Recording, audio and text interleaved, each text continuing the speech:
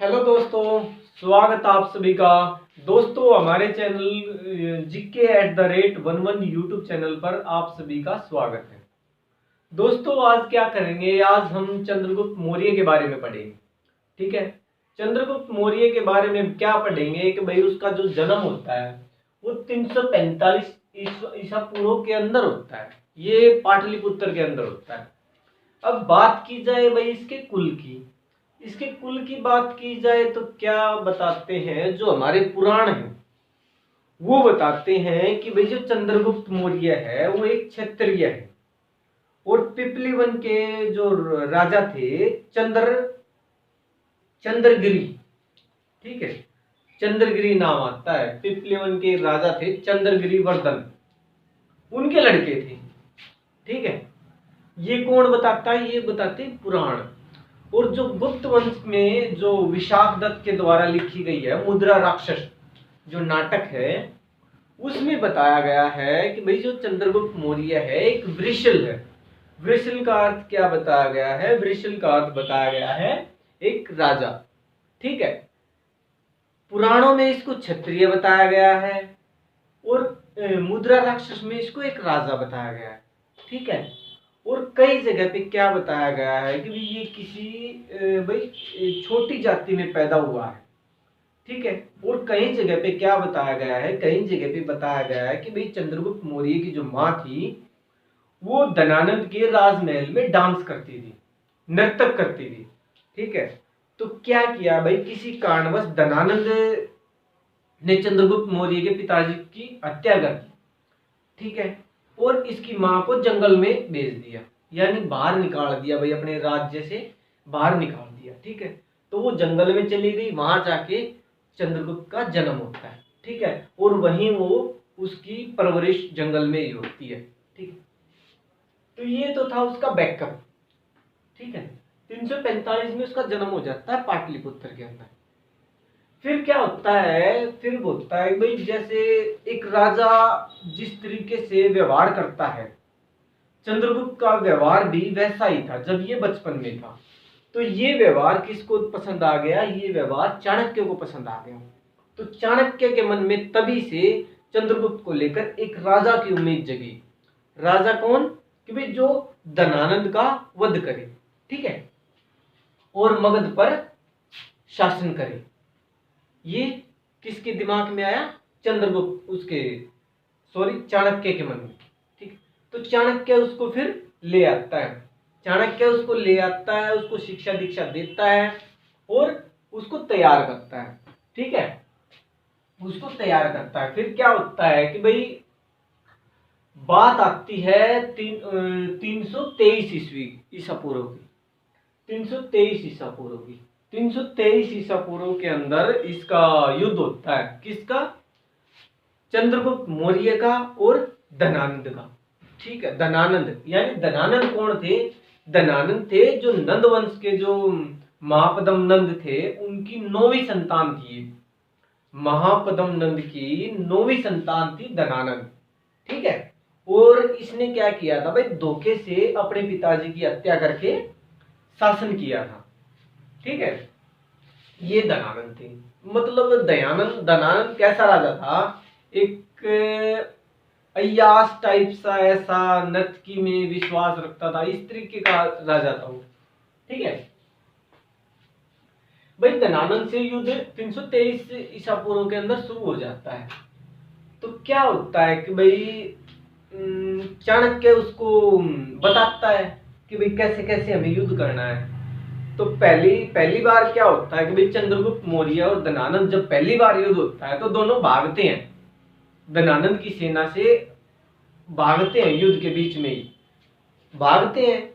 तो क्या क्या होता है कि भाई वो भाग के जब अपनी कुटिया में बैठते हैं, यानी उनका जो शिविर था उसमें बैठते हैं, तो भाई चाणक्य कहता है कि भाई चिंता मत कर चंद्रगुप्त, मैंने तुम्हारे यानी सेम टू सेम फेस, यानी चंद्रगुप्त का जैसा फेस था वैसे ही उसने 2 बंदे उतार रखे हैं युद्ध में। ठीक है, वैसे ही 2 बंदे युद्ध में उतार रखे हैं। धनानंद क्या सोचेगा भाई चंद्रगुप्त यही है। ठीक है, तो धनानंद की सेना क्या करती है कि भाई एक को तो मार देती है, एक को बंदी बना लेती है। ठीक है। फिर कुछ दिन के बाद क्या होता है कि भाई चंद्रगुप्त मौर्य और चाणक्य कहीं पे जा रहे होते हैं। तो एक झोपड़ी में क्या होता है कि भाई एक लेडीज है, वो बड़े बच्चे को खाना खिला रही होती है। तो उसका बच्चा क्या करता है कि भाई ये रोटी है, ये रोटी है। तो उसका बच्चा क्या करता है, यहां से खाता है और इस रोटी को साइड में रख देता है। दूसरी रोटी लेता है, बीच में से खाता है और साइड में रखता है। तो वही उसकी मम्मी बताती है कि भाई तुम चंद्रगुप्त के जैसे काम मत करो, भाई जैसे चंद्रगुप्त काम करता है वैसे काम मत करो, तुम पछताओगे। यानी उसने चंद्रगुप्त के बारे में कुछ गलत सलत बोल दिया। ठीक है। तो इस बारे में ये बात चाणक्य ने सुन ली। भाई चाणक्य ने सुन ली तो क्या होता है कि भाई उसको क्रोध होता है और वो उससे पूछता है, उस लेडीज से, चाणक्य, कि ऐसा क्या कर दिया चंद्रगुप्त मौर्य ने जो आप इस बच्चे को कह रहे हो, चंद्रगुप्त का नाम लेके भाई चंद्रगुप्त को बदनाम कर रहे हो, क्यों कर रहे हो। तो वो लेडीज कहती है कि भाई हमें चंद्रगुप्त मौर्य से ये उम्मीद थी कि हमें धनानंद जैसा जो राजा है उससे छुटकारा मिलेगा और हमें एक अच्छा राजा मिलेगा। ठीक है। तो लेडीज बताती है कि भाई जैसे चंद्रगुप्त ने क्या किया, चंद्रगुप्त और आपने क्या किया, भाई सीधे गए आपने उसकी जो राजधानी थी पाटलिपुत्र उस पर आक्रमण कर दिया। ठीक है। आप सीधे आए और यहां बीच में आक्रमण कर दिया तो आप चारों साइड से घिर गए ना। तो ये बात की आपने कायरता की। उस लेडीज ने चाणक्य को बताया कि भाई आपने कायरता का काम किया है। कि आप सीधे यहां घुस गए, आपको क्या करना था। उसने अपने बच्चे के हिसाब से बताया कि भाई ये रोटी है, अगर हम यहां से खाना शुरू करेंगे तो अच्छे तरीके से यहां तक कंप्लीट कर लेंगे। फिर चाणक्य के मन में बात आई कि भाई हम यहां से अगर मगध को घेरेंगे, यहां से घेरते चले जाएंगे, यानी यहां से आक्रमण करते जाएंगे, ठीक है, स्टेप बाय स्टेप, तो हम कामयाब हो सकते हैं। ठीक है। चाणक्य के मन में बात आ गई। ठीक है। फिर उसके बाद क्या होता है, उसके बाद भाई चाणक्य आसपास के जो राजा थे उनसे सहायता मांगता है, उनसे सहायता मांगता है। तो उनसे वो भाई उसकी चंद्रगुप्त मौर्य की सहायता के लिए आ जाते हैं। ठीक है। आ जाते हैं तो भाई 323 के अंदर एक युद्ध होता है। इस युद्ध में क्या होता है कि भाई चंद्रगुप्त मौर्य धनानंद को पराजित कर देता है 323 के अंदर। 323 के अंदर उसको पराजित कर देता है। ठीक है। 323 322 ऐसा कुछ इसमें हो जाता है। ठीक है। इसमें पराजित कर देता है। पराजित करने के बाद क्या होता है कि भाई जो चंद्रगुप्त मौर्य है और उसकी जो धनानंद था, धनानंद की एक पुत्री थी जिसका नाम था दुर्धरा। धनानंद की ये पुत्री थी दुर्धरा। भाई ये दोनों आपस में भाई एक दूसरे को पसंद करते थे। चंद्रगुप्त मौर्य और दुर्धरा एक दूसरे को पसंद करते थे। ठीक है। तो इन्होंने आपस में शादी कर ली, दुर्धरा ने और चंद्रगुप्त मौर्य ने आपस में शादी कर ली। ठीक है। तो भाई इनसे एक पुत्र की प्राप्ति होती है जिसका नाम, वैसे एक पुत्र होता है वो तो भाई वैसे मृत्यु को प्राप्त हो जाता है, लेकिन जो दूसरा पुत्र होता है वो होता है बिंदुसार। ठीक है। तो फिर क्या होता है बिंदुसार, वैसे इसकी स्टोरी बताई जाए तो भाई सुनने में ये आता है कि भाई जब चंद्रगुप्त मौर्य और दुर्धरा को भाई एक बार खाना दिया गया तो उस खाने में विष मिला दिया गया था। ठीक है। विष मिला दिया गया था तो उस विष के कारण भाई दुर्धरा तो मौत को प्राप्त हो गई थी। ठीक है।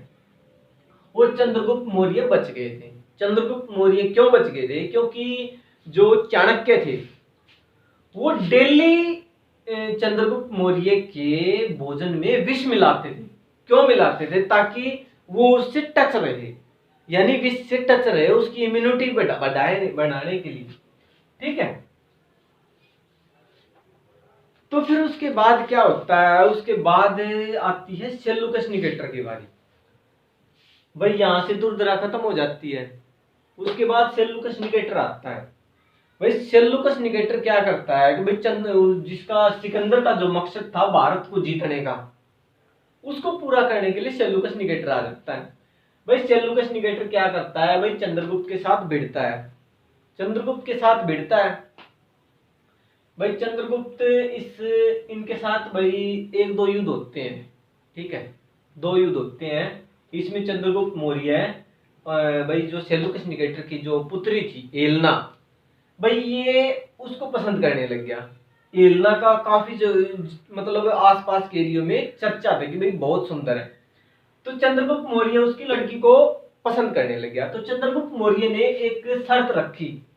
युद्ध करते वक्त दोनों ने, यानी चंद्रगुप्त ने एक शर्त रखी, अगर मैं युद्ध जीत गया तो भाई जो आपकी लड़की एलना है मैं उससे शादी करूंगा। भाई सेल्यूकस निकेटर ने मान ली।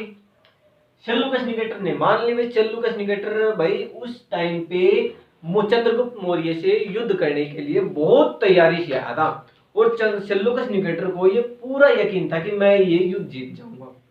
क्योंकि क्या हुआ भाई, सेल्यूकस निकेटर उस टाइम पे 2 लाख पैदल सैनिकों को लेके आया था।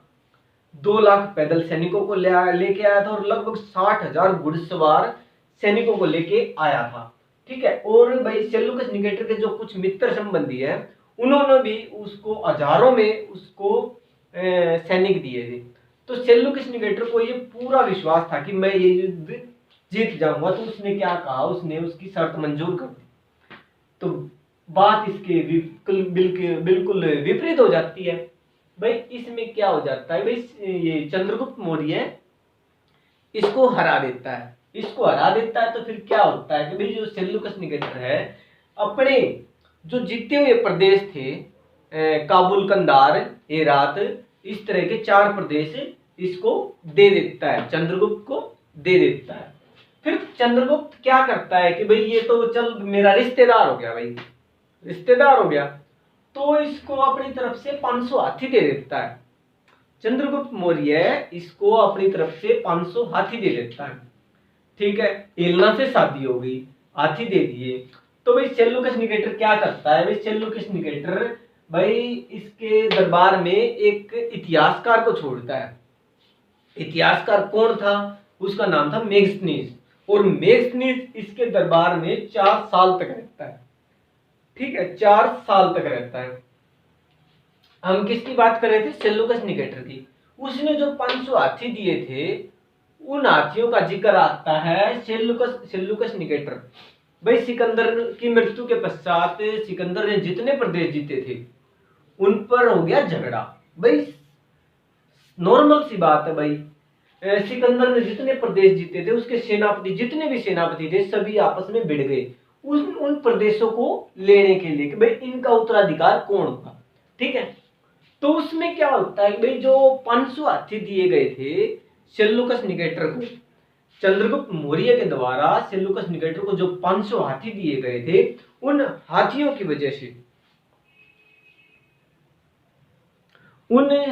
की वजह से एक युद्ध होता है इप्सस का।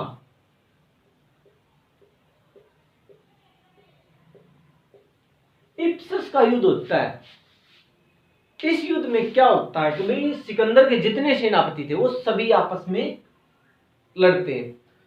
तो उन 500 हाथियों की वजह से सेल्यूकस निकेटर इस युद्ध को जीत लेता है। ठीक है, इस युद्ध को जीत लेता है। फिर हम किसके बारे में पढ़ रहे थे? मेगस्थनीज के बारे में। भाई मेगस्थनीज 4 साल तक रहा था चंद्रगुप्त के दरबार में और मेगस्थनीज ने एक बुक लिखी थी इंडिका। इंडिका में क्या लिखा था? भाई इंडिका में भारत के बारे में लिखा था। भाई भारत का भूगोल कैसा है, यहाँ भाई राजनीति कैसी है, यहाँ का पर्यावरण कैसा, यानी उसने भारत के बारे में लिखा था, जलवायु कैसी है, हर तरीके की इंफॉर्मेशन उसके अंदर थी, ठीक है। और उसने वही राजा के बारे में भी लिखा था, पाटलिपुत्र के बारे में लिखा था। भाई राजा के बारे में क्या लिखा था कि भाई राजा जब शिकार करने या फिर कोई यज्ञ करने या फिर किसी से भेंट करनी होती है, तभी राजा महल से बाहर आता है, ठीक है। राजा को कब उसकी भाई जैसे सोने की पालकी होती है उसमें लेके आ जाता है, ठीक है। और क्या वर्णन किया उसने भाई, मगध के बारे में वर्णन किया है उसमें भाई, कैसे कैसे द्वार बने हैं, यानी कितनी सुंदरता है, क्या कुछ है, यानी उसने हर तरीके का वर्णन किया। उसने तो ये तक वर्णन किया है कि भाई जब राजा को लेके वो जाता है बाहर, तो भाई क्या आता है कि भाई सैनिक है वो साइड में चलते हैं और पेड़ों को उठा लेते हैं, ठीक है। पेड़ों को उठा लेते हैं और उनके ऊपर तोते घूमते हैं, ये भी इसने बताया है, ठीक है। भाई जब राजा शिकार करता है तो क्या है भाई, इस साइड से शिकार करता है, जैसे ये राजा शिकार करता है तो भाई इस एरिया में क्या होता है कि भाई यहाँ रस्सी बांध दी जाती है। भाई जो भी कोई तीसरा व्यक्ति है, कोई और बाहर से आता है, जैसे आक्रमणकारी हो गया और कोई हो गया, इन रस्सियों को पार करेगा तो उसको भाई दंड दिया जाता है। ये इस तरह की बात है इसने इंडिका में दर्शाई है, ठीक है। ये तो हो गया मेगस्थनीज के बारे में, ठीक है। अब बात करते हैं भाई चंद्रगुप्त की जो पत्नियां थी, वो 3 पत्नियां थी। कितनी पत्नियां थी? इसकी 3 पत्नियां थी। पहली थी दुर्धरा,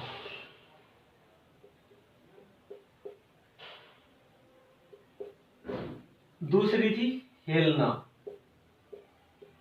और तीसरी थी नंदनी।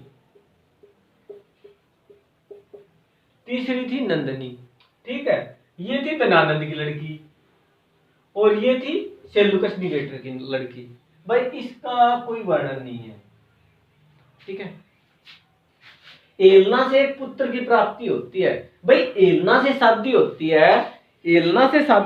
है, तब जो चाणक्य होते हैं वो एक कंडीशन रखते हैं कि भाई तुम एलना से, भाई अपने शिष्य के सामने एक कंडीशन रखता है चाणक्य कि भाई तुम मेरे शिष्य हो, एलना से शादी कर सकते हो, मेरी एक शर्त है, इस शर्त के बाद कि भाई एलना ये विदेशी है, ठीक है। भाई तुम इससे शादी तभी कर सकते हो जब तुम दोनों से कोई जो पुत्र की प्राप्ति होगी ना, वो राजा नहीं बनेगा, ठीक है। भाई ये हमारे भारत के बारे में कुछ नहीं जानती, हमारे कल्चर मतलब किसी के बारे में नहीं जानती है, ठीक है। ये विदेशी है। इससे जो पुत्र की प्राप्ति हुई थी, क्या नाम था उसका? नाम था जस्टिन। और जो दुर्धरा से पुत्र पैदा हुआ था उसका नाम था बिंदुसार, ठीक। और बिंदुसार को एक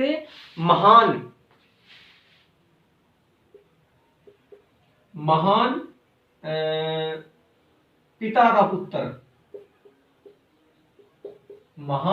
का पुत्र और महान पुत्र का पिता कहा गया है। किसको? बिंदुसार को। ये बात किसके बारे में कहा गई है? बिंदुसार के बारे में, क्योंकि बिंदुसार का जो पिताजी था वो था चंद्रगुप्त मौर्य और वो क्या था, उसको महान बताया गया, ठीक है। और इनके जो पुत्र थे अशोक, उनको भी महान कहा गया, ठीक है। ये तो था भाई चंद्रगुप्त मौर्य के बारे में, ठीक है। भाई मेगस्थनीज ने बता दिया, हम उसकी पत्नियों के बारे में बता दिया। फिर क्या होता है कि भाई चंद्रगुप्त मौर्य अपने अंतिम समय में, इसका भाई अंतिम समय लेते हैं। भाई अंतिम समय में क्या होता है कि भाई ये जैन गुरु भद्रबाहु, यानी जो एक जैन धर्म के 2 पार्ट थे, श्वेतांबर और दिगंबर, इसके प्रमुख थे स्थूलभद्र और इसके प्रमुख थे भद्रबाहु, ठीक है। तो भाई चंद्रगुप्त मौर्य क्या करते हैं, जो दिगंबर के प्रमुख थे भद्रबाहु, उनसे दीक्षा लेते हैं, ठीक है। उनकी शरण में चले जाते हैं, ठीक है, और जैन धर्म को अपना लेते हैं, ठीक है। ये अंतिम मुकुटधारी राजा थे। इनके बाद कोई भी मुकुटधारी नहीं था। ठीक है। और अंतिम समय में भाई 298 ईसा पूर्व के अंदर ये एक व्रत के द्वारा अपना शरीर त्याग देते हैं। ठीक है। कहां पे? चंद्रगिरी की पहाड़ी के ऊपर। कहां पे? चंद्रगिरी की पहाड़ी के ऊपर। ठीक है। कहां है ये?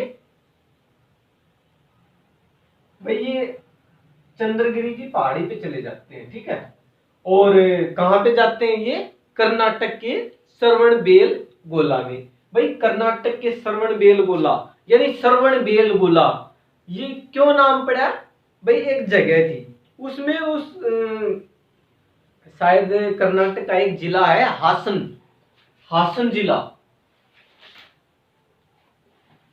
हासन जिले के अंदर एक जगह थी भाई। उस जगह में क्या था कि भी एक सरोवर था, गोल सरोवर था। और उस सरोवर की पवित्रता के कारण उसको श्रवण बेल गोला कहा गया।